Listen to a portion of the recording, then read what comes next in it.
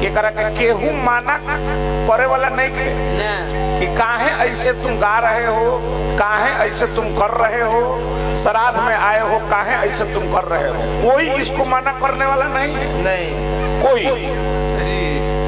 हद हो गई, हद हो गई। पहले तो एजा बात बा जब गलत इशारा कर रहा है, गाली दे रहा है, अब फिर भी कोई इसको मना करने वाला नहीं है कि काहे ऐसे बोल रहे हो। बहुत बहुत ठीक बा, धन्यवाद हम देते नहीं। चलो भैया 3 से आवना भैया, 3 से आवना।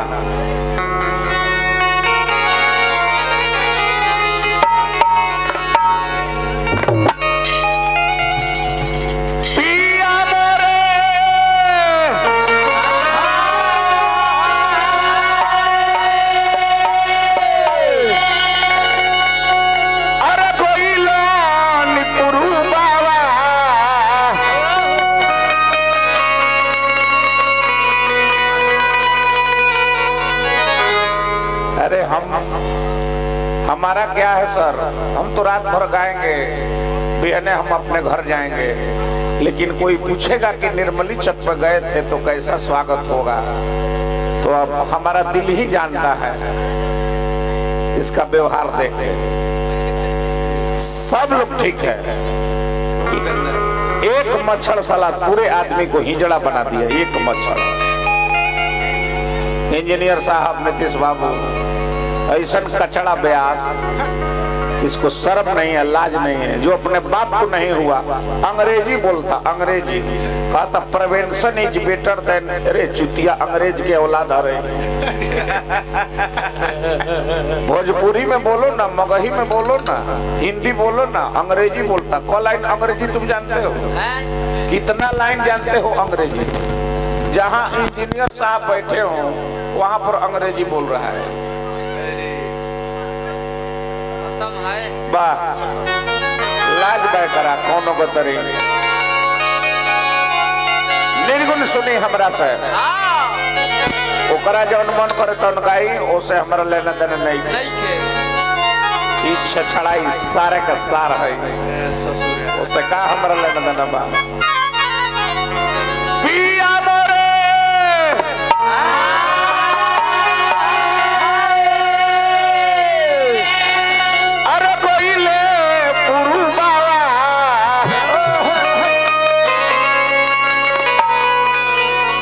बड़ा रे दुखवा दे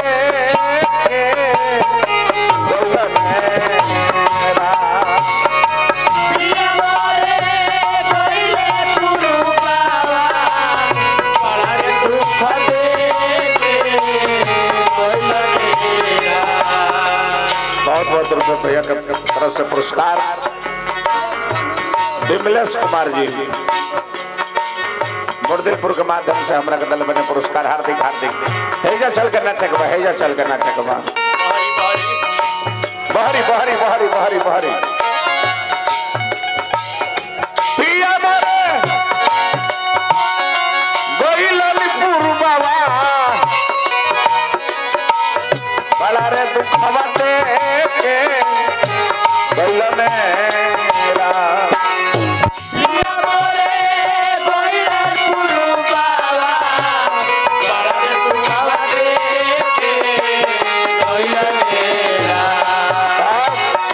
छतिया बजर के बाला, छतिया बजर के बाला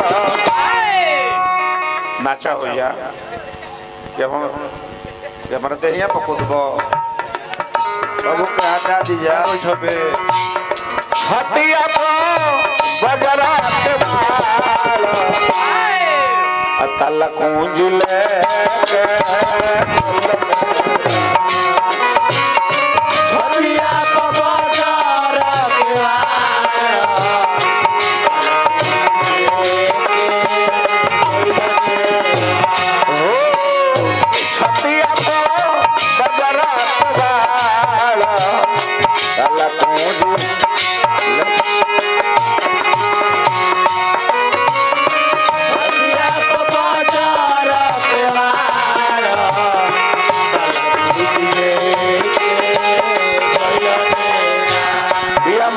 पुर बाबा बड़ा रे दुखवा दे के बोलन राम छतिया पर बजर के वाल काला कुंजी लेके बोलन राम देखावा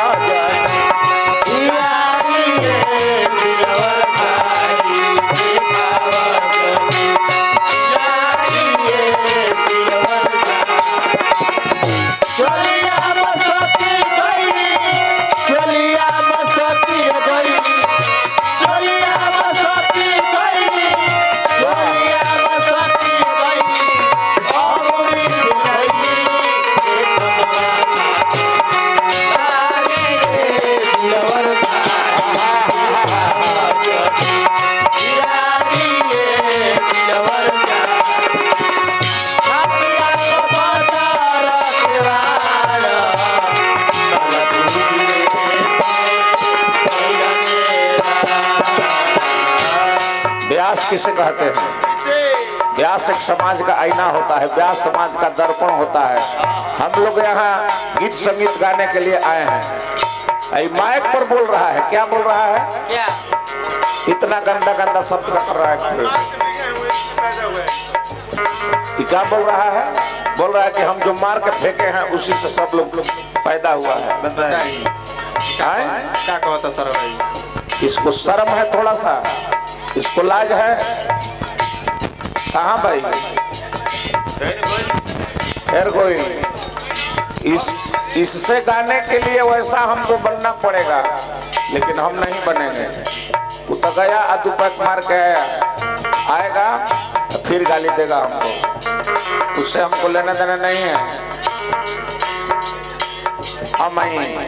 हम तारा कहे भैया तार पैसा हमरा के ना चाहिए, पैसा तार हमरा के ना चाहिए, हमरा के गावत हो। आमावा महुरिया धानी बागा बागा बागा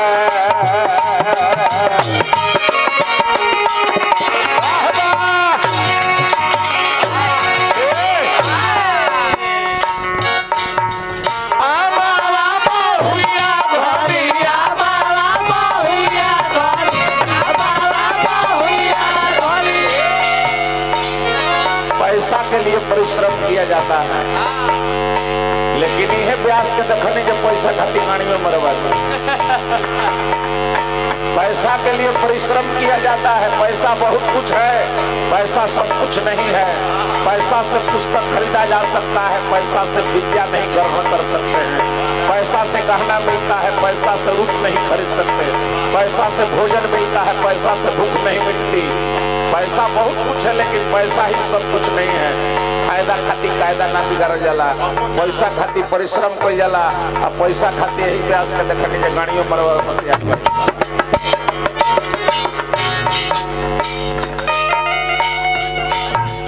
अपना जब बाप के ना भइल एक एकर होई। आमा मामा हुइया धनी बागो ताही बिचवा राह लगल रा। आमा मामा हुइया धनी बागो ताही बिचवा राह लगल रा। आमा मामा हुइया धनी बाग ताही बीच राह लागल राम। ताही बीच खड़ा एक सुंदरी, ताही बीच खड़ा एक सुंदरी, नैनवा संजीवा घर ताही बीच खड़ा एक सुंदरी, नैनवा संजीवा ताही बीच खड़ा एक सुंदरी, नैनवा संजीवा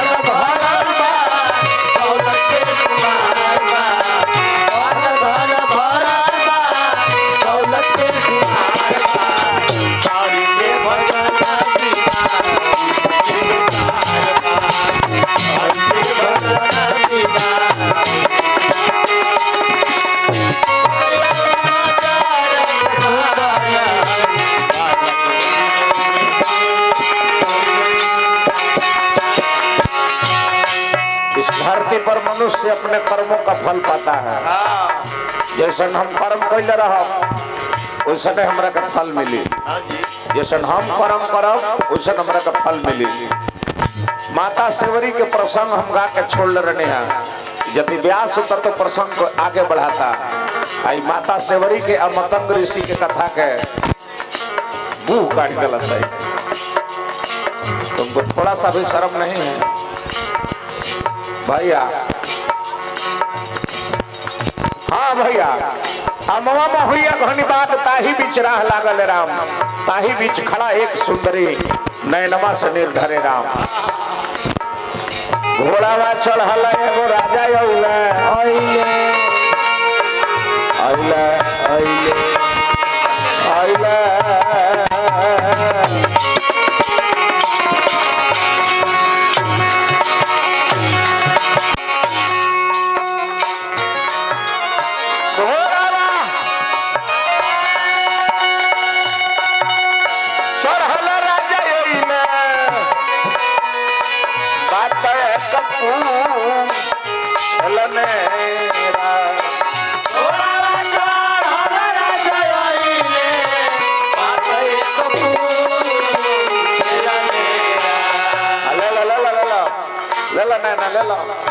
सोनेलाल भैया का पैसा लो, बहुत बहुत रुपए आशीर्वाद ना। ठीक बा ठीक बा।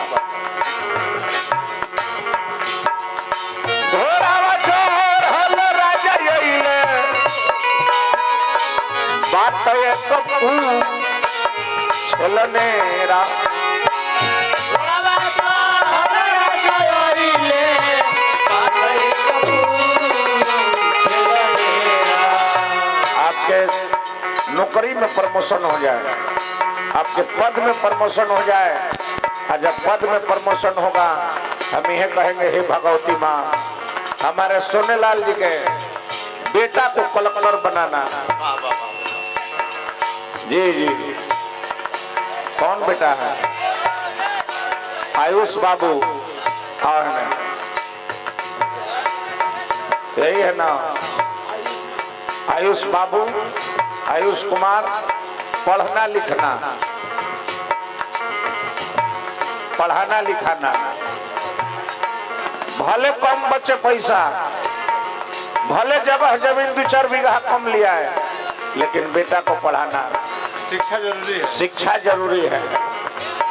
आई है तो हमने देखा शिक्षा के बल पर आज ही हतना जन परिवार में आज हमने के आयल बनी जा। हर एक परिवार, हर एक कलाकार आज शिक्षा के देन हो। ये हमारा नीतीश बाबू इंजीनियर हैं, शिक्षा के देन है। शिक्षा के देन बाजा सोनेलाल जी हमारा सीआरपीएफ में पढ़े, हमारा पूरा परिवार शिक्षा। बेटा पढ़ लिख के एकदम कलेक्टर बनना, अब परिवार के नाम रोशन करना।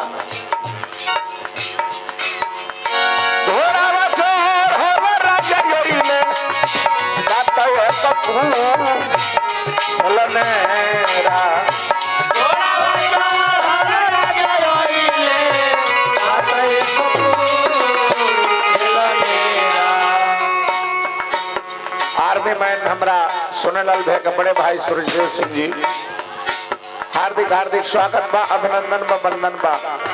आप लोग का परिवार इसी तरह खुशहाल में बीते।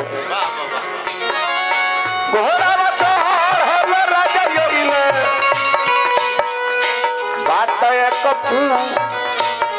खेल मेरा के कर जो हत बारुमा, के कर जो हत बारुमा, तो नवास निगावा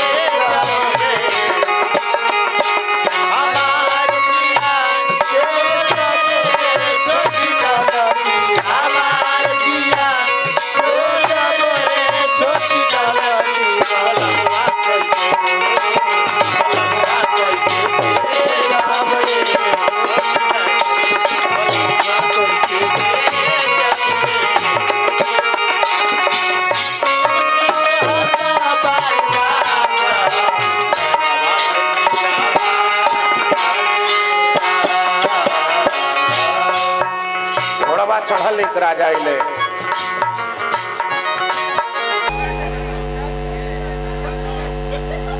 जरा तू बैठो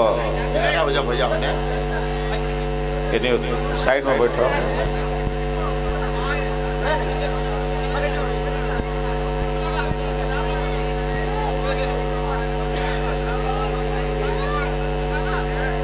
बढ़ जाना चाहिए। आज हमरा पता चलल है श्राद्ध में ऐसने व्यास के बुलावे के चाहिए आत्मा का शांति खातिर। ऐसने व्यास आई है तो माई के आत्मा का शांति मिल गई।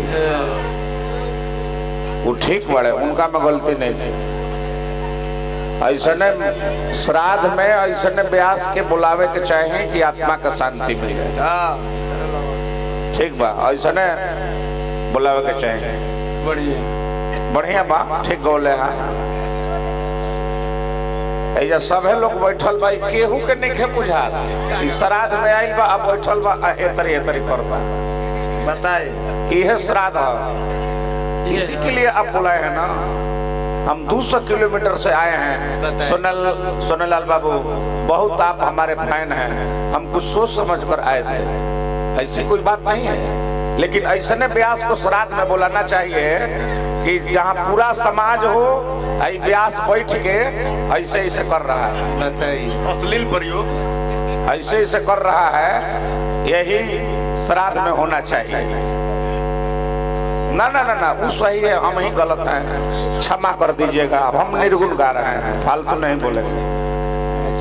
ऐसा ना अरे भैया हम गावे दिया हमने के गावे दिया। ऐसने व्यास के आत्मा का शांति चाहिए तो ऐसने व्यास के बुलावे के चाहिए।